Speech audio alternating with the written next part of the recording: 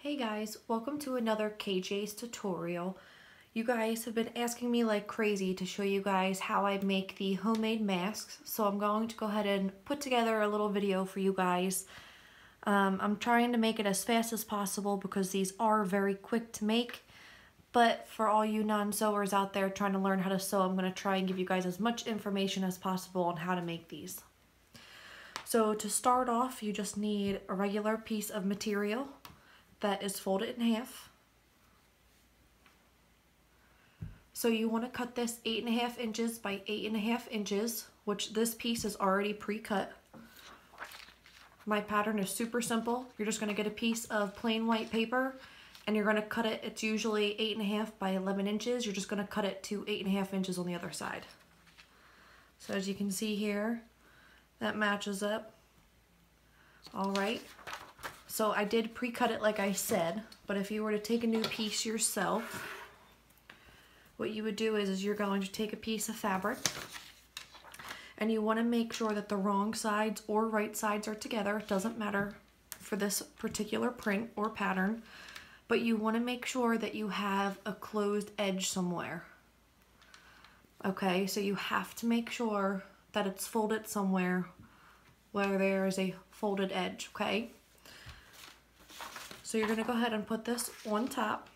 Make sure this goes against your edge. Here and here, it should be up against the end, as long as this is already cut the way it's supposed to be. If over here isn't perfect, then you will have to trim this way over here too. Then you're going to cut here, and then you will cut here.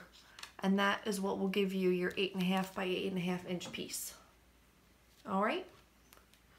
I'm going to go ahead and move you guys over to my iron to show you guys what to do next. Okay, so I am working on my dining room table and I did not feel like pulling out my ironing board, so I'm just going to show you guys how I iron this. I'm just using a towel for now. You don't have to place this down in any specific way. You just have to make sure one of the sides are facing up and you just want to give it a very light iron.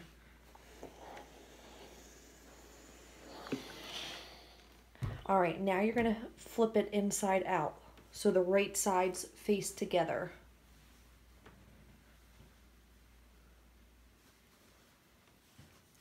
Then you're going to go ahead and you're going to press that.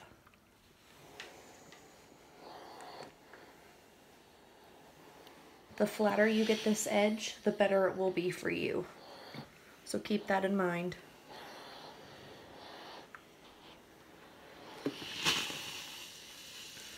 Alright, so now what you're going to do is you're going to go ahead and flip this edge over a little bit. I would say about 1/2 inch. I don't measure mine, but if you would like to, you can. I just match it up. That looks about good. The reason of why I'm doing this is because I'm going to be putting a piece of wire through here so they can actually be sealed around anybody who's wearing it, their nose, their face, and everything else, so you get a tighter seal with these. Now, technically you only need to do one side, but we want to make them match. So I'm going to go ahead and do it on the other side.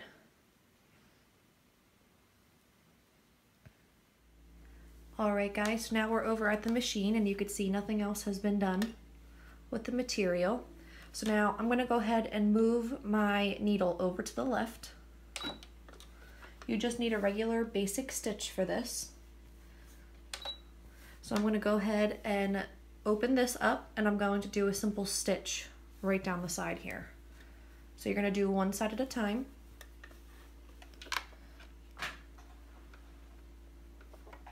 You are going to back stitch with this.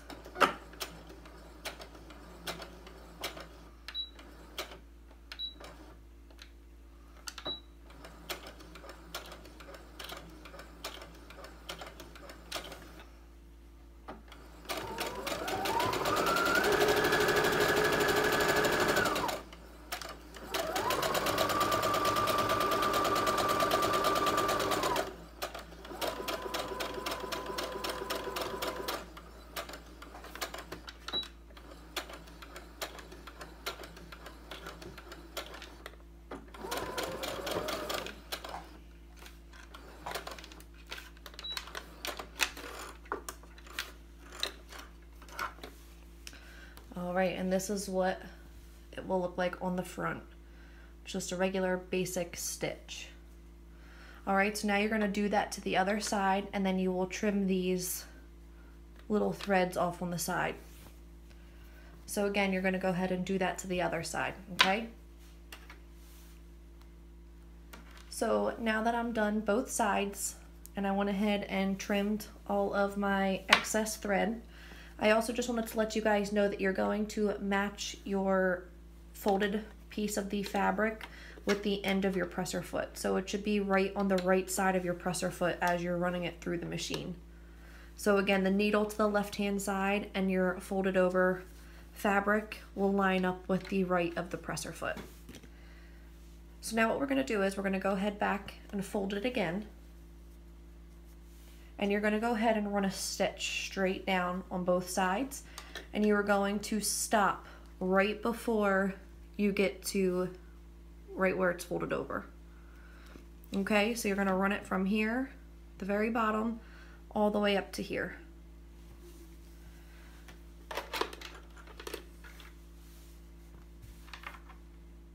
All right, I moved you guys over a bit. I hope you can see that. So right now I have the very back of the folded piece of the fabric, so the front is here. I have that towards the back, and I'm gonna go ahead and move this to be right in the center. So your needle should be in the middle, not to the left for this stitch. And you're just going to do another basic stitch from here, and again, you're going to stop right before the fold. You are also going to back stitch for this part as well. I hope you guys can see this a little bit better. Again, you want to make sure that your material is lined up with the right side of the presser foot.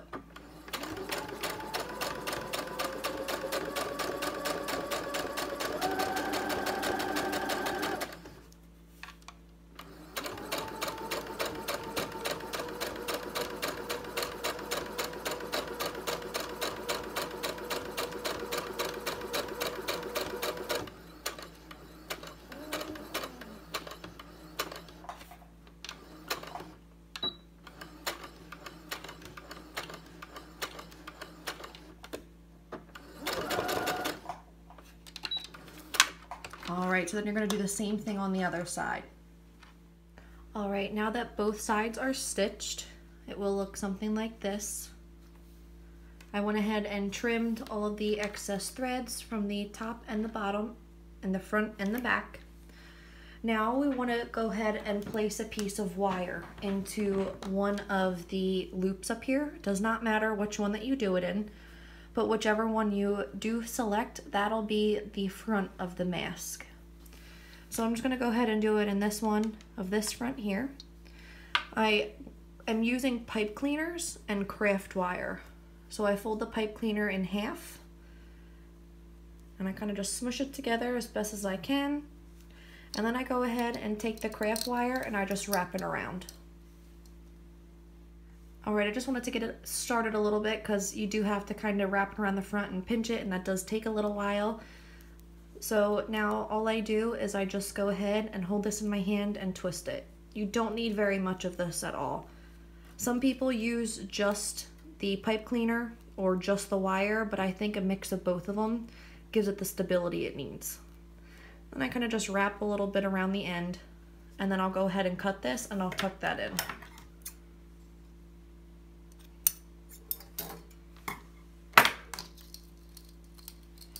So now what we're gonna go do is we're going to stick this right through here. Just pushing this in because you don't want it sticking out, because if it sticks out, it can get stuck. I'm actually gonna go ahead and push it in with the scissors. Be careful because the wire is sharp on the end, so you definitely wanna make sure that they are tucked in. Now you're gonna go ahead, and the reason why we made these is because it makes little holes like this. And you want to go ahead and stick it through the hole.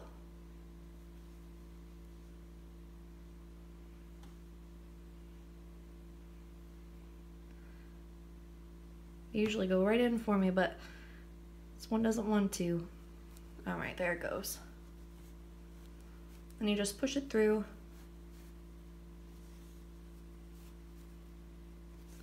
And then when you get to this part where you can't really push anymore, you're gonna go ahead and move the fabric like this. So you're gonna bunch it up. So this is where it stops. You're gonna go ahead and push a little bit of the fabric, only a little bit at a time, and then you'll pull here at this end. Okay, so push a little and then pull, and it moves it right along. So you kind of want it in the middle. It seems about good. So now what we're gonna do is we're gonna go ahead and flip this inside out.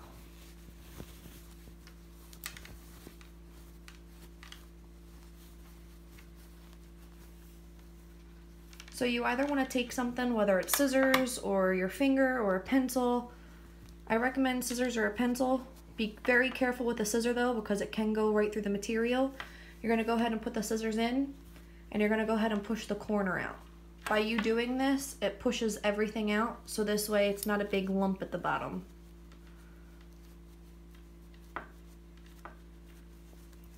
Okay, now that that's done,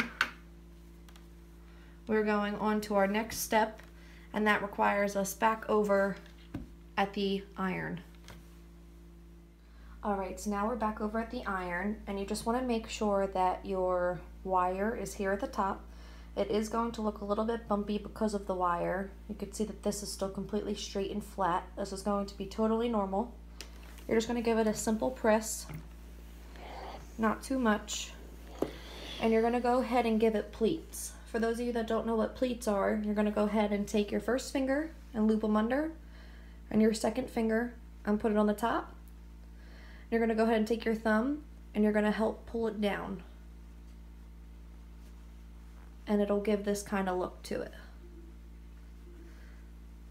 Then you can also make sure that everything is lined up, because there's a grid already in this material. So you can see here that I was a little high on the one side, so I can go ahead and pull that down and make sure it matches. Okay, and then you're going to go ahead and press this. You need 3 of these. And you're going to go ahead and press it. You might have to put a needle in it. It depends on how hot your iron gets. But then you're going to go ahead and give another one. They do not have to be in any specific order. They could be as close or as far apart as you want them to be. Alright, once I'm done pressing my 3 pleats, I'll be right back. Now that I have my pleats, I'm going to go ahead and move back over to my sewing machine, and I'm going to show you guys how I attach my elastic. So this is what the pleats mean. You see how it kind of looks like an accordion almost. You can see the little bumps here, and it looks the same on both sides. And this is the top for the opening, and here's the wire.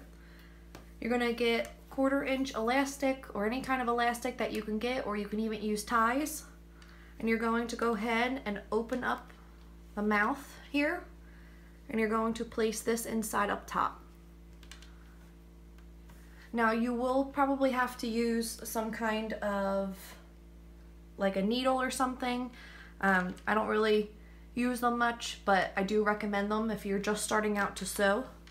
And you're also going to go ahead and put one on the bottom. Now there is no pocket for this one, but we're not really going for runway modeling with these. So you're gonna do that for both sides. Now what you do is, once these are in and once you have these pinned down, you're going to go ahead and run a stitch straight through this way. For this one, you can either use a zigzag stitch down the side or a straight stitch. My preference is a zigzag stitch because it gives it extra reinforcement, and you are going to make sure that you back stitch for this one as well. I'm going to go ahead and run this through my machine. You want to make sure that these pleats get caught. If they stay open like this, it will not stitch right. You have to make sure that they are completely flat. So for you, you might want to make sure that you go ahead and put little needles through them, so this way they don't keep popping up, or just make sure that your hand is here as a guide to make sure that it pushes through without popping open. Alright, I'm going to go ahead and zigzag stitch these, and I'll be right back. So now this is what it will look like with one side done. So you can see that this is tucked into the pocket here. So there's no opening for that anymore like there is on this side. And you can see that you can see this a little bit, but in my opinion it doesn't really look that bad. Now I'm going to go ahead and do the other side. Alright guys, here's the finished product. I also just want to let you guys know that I did cut this about 7 to 7.5 inches. If you use ties, I would cut them about 6 inches each, so this way they have room to tie it. If not a little bit larger, you might have to play around with the size. So mine does have a pocket to be able to put a filter in. So what you do is you open it, and this would go around the ears, and the wire here will actually close around your mouth, so you have a very tight seal. And then when you're ready to rewash it, you can, and you can refold it. You can do the pleats again, and you are good to go, and keep it off to the side until you have to reuse it. So you do have to let whoever know that the front of the mask is where the wire is. Also, last thing, make sure that when you guys backstitch, usually when you backstitch you only go back about 3 or 4 stitches. I go all the way back until I run over the elastic and then go back again. So I make sure that my backstitch hits the elastic on both sides. Alright? If you guys have any questions, comments, concerns, please let me know. I hope you guys enjoyed this video. I hope it's easy to follow along. I'm sorry, I've never made a sewing tutorial before, so I'm not sure if it's confusing. If you guys need help with anything, please reach out. Email me at kjs25@yahoo.com. I'll put it in the link below. You can also text me with any Apple product to the email as well. Alright guys, as always, like, subscribe, and comment to the videos, and let me know what you guys are looking for, okay? Alright, thanks guys.